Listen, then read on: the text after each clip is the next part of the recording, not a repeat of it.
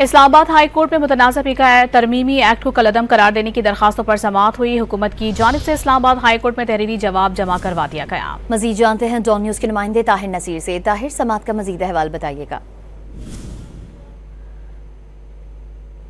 करार देने के लिए दायर दरखास्तों पर समाअत इस्लामाबाद हाई कोर्ट के जस्टिस इनाम अमीन मिनाज ने की। Pakistan federal union of journalist anchors और Islamabad high court journalist association ने दरखास्तें दायर कर रखी हैं।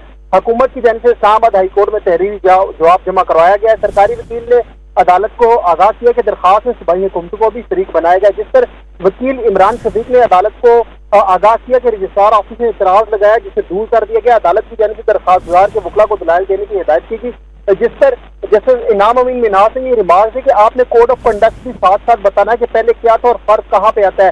पहले बैकग्राउंड बताएं ताकि केस समझ आ सके।